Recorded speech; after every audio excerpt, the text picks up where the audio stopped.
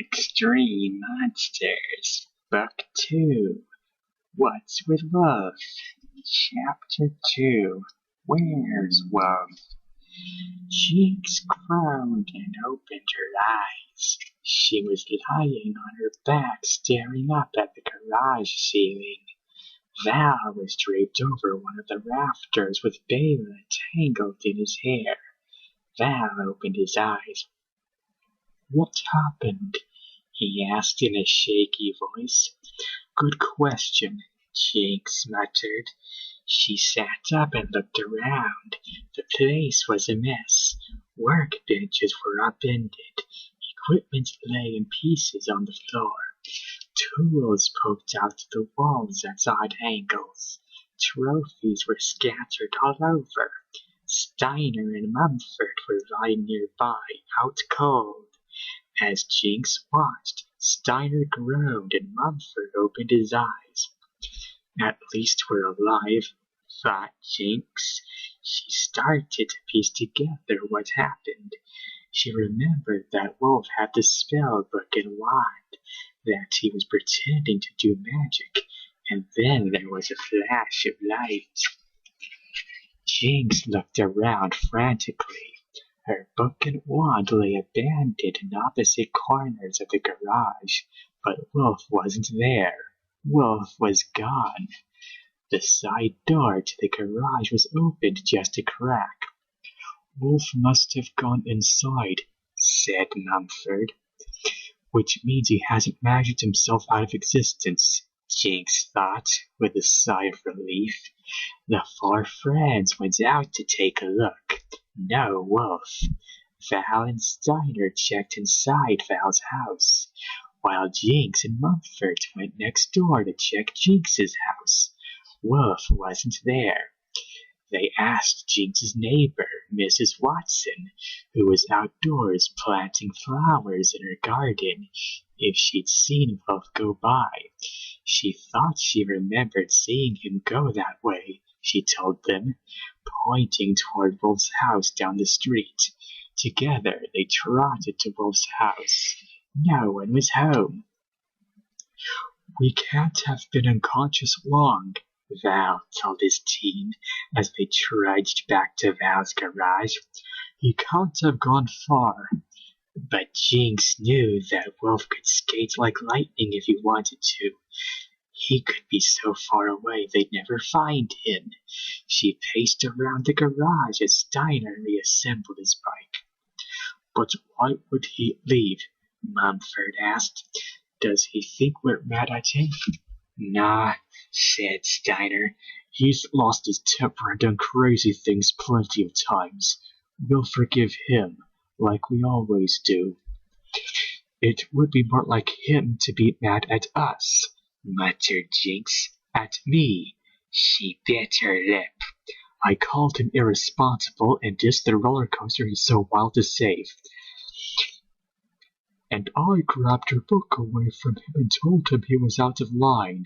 He's probably mad at me too," Val agreed. "I'll bet he's at Crony Island right now, working on his stuff for the benefit, and working off his mad," said Jinx, starting to feel cheerful for the first time all afternoon. She ignored the little voice that suggested Wulf must have been somehow changed by the wild magic that struck him, that he would never have abandoned unconscious teammates if he'd been in his right mind.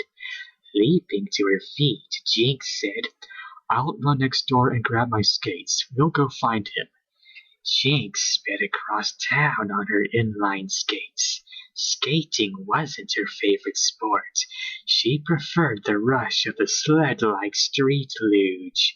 The problem was that the luge only ran downhill, and you definitely couldn't take it on city streets. Val skateboarded beside her. Mumford was sketching a ride with Steiner.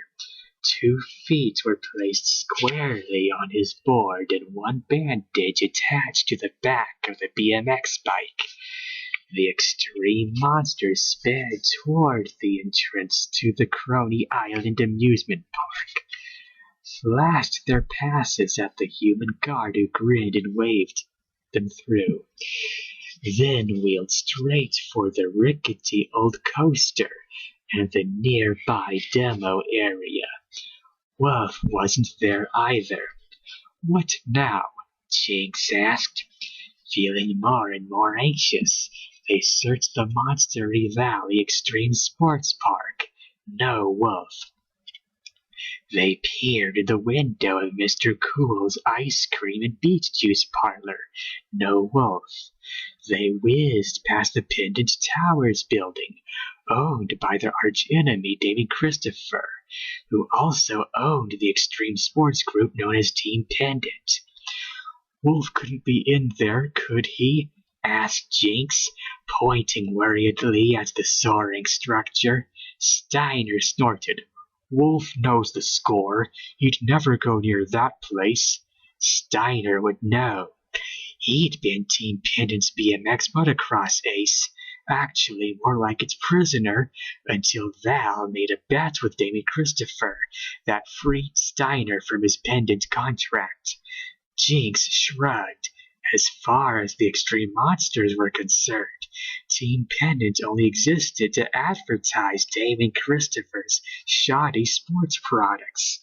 The team had talent, but most of the extreme athletes on the circuit knew that Damon insisted that his team cheat at every opportunity to ensure a win. Only airtight contracts and barely veiled threats had kept Damon secret from the adoring public, who rushed to buy Pendant's gear at every opportunity. Jinx looked over at Val. Now what? The monsters checked the schoolyard, the arcade, the movie theater, the mall, even the polluted swamp on the other side of town, where Christopher's main henchmen, the Slime Brothers, liked to hang out. Wulf was nowhere to be found. Worried and dejected, the four extreme monsters trudged past Mr. Cool's on the way back to Val's garage. I'm hot, said Mumford, looking wistfully toward the air-conditioned interior. And thirsty, added Steiner. Come on, gang, let's get something cold, Val said. We can worry here just as well as in the garage. Mumford snapped several bandages around Steiner's bike so that it would solidly chained to the curbside rack. The group went inside. At the counter, Mr. Cool, an abominable snowman with white hair and a short summer buzz cut, served cones to Jinx, Mumford, and Steiner. Val, the health-conscious vegetarian, asked for sparkling beet juice. Over there, said Jinx, leading the way to an empty table. Licking her double scoop of magic mallow, Jinx flopped into a seat and sighed mightily. She leaned her head back, soothing her still injured neck muscles. She gazed at a really cool pair of rollerblades hanging from a peg high on the wall. She stared at the skates and thought it was odd that they had the Extreme Monster logo on them. Jinx nearly dropped her cone. Aren't those Wulf's? Cried Jinx. Steiner, the tallest monster, lifted the skates down. These are Wulf's all right, he said grimly. He must be really mad at us if he left his team skates here, Val said, sounding worried. Does this mean Wulf's given up on the extreme monsters? Mumford asked anxiously. Doesn't he want to be part of our team anymore? I don't know what it means, Val said sullenly. Steiner sighed. I guess we better tell Doc. Doc, the team's coach and brilliant all-around technical wizard, scratched his head as the monsters finished telling him the whole sad story.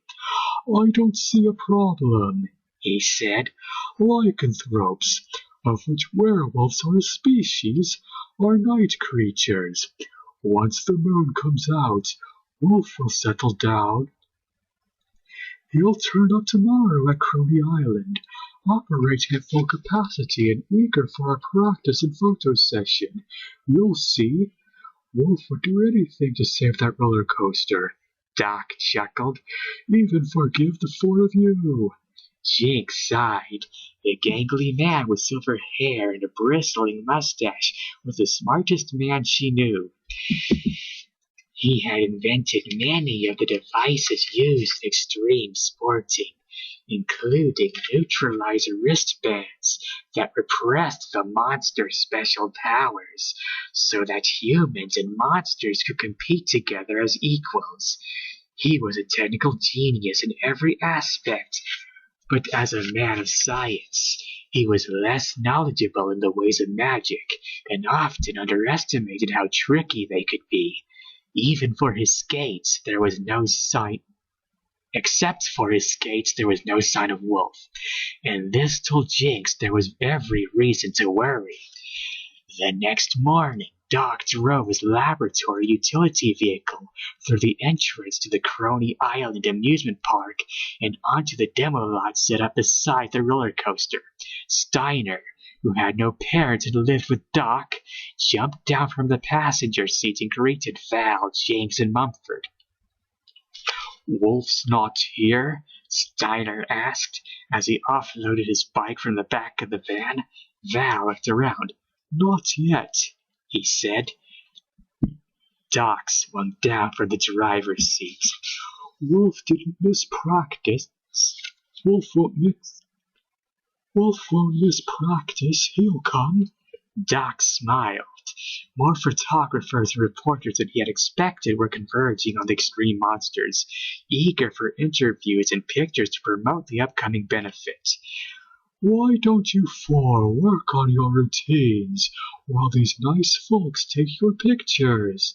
said Doc, shooing the kids toward the stunt demo area.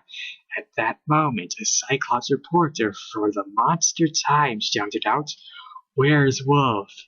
Jinx's skin turned a little greener than usual. She shook her head and looked around. "I don't feel so good," she mumbled. "I think I'll sit this photo op out."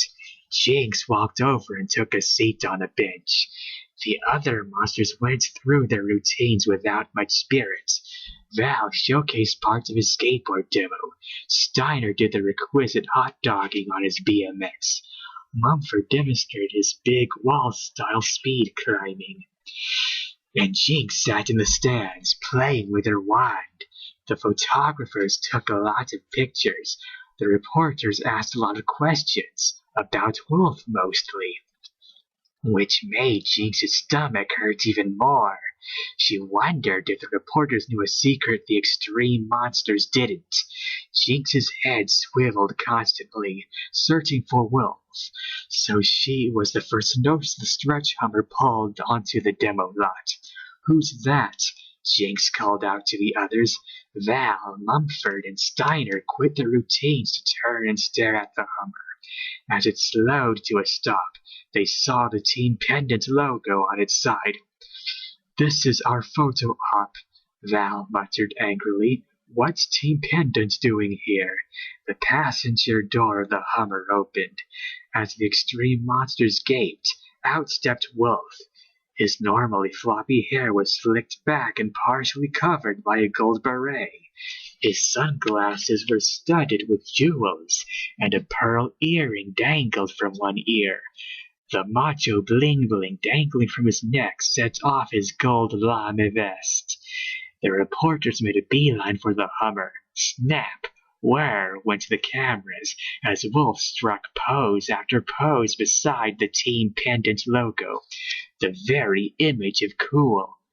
"Doc told us Wulf would show," Steiner muttered to Val. "That can't be Wulf," Val whispered back. "What's wrong with Wulf?" wailed Mumford, but Jinx knew. Her heart sank as she saw how the magic had transformed him, and not for the better. Wulf moved aside, and Team Pendant owner Damon Christopher stepped regally down to join him. Damon straightened his silk tie, then put a manicured hand on Wulf's shoulder. He cleared his throat and held up a hand to quiet the reporters. "If you all will excuse me, I have an announcement to make," he said.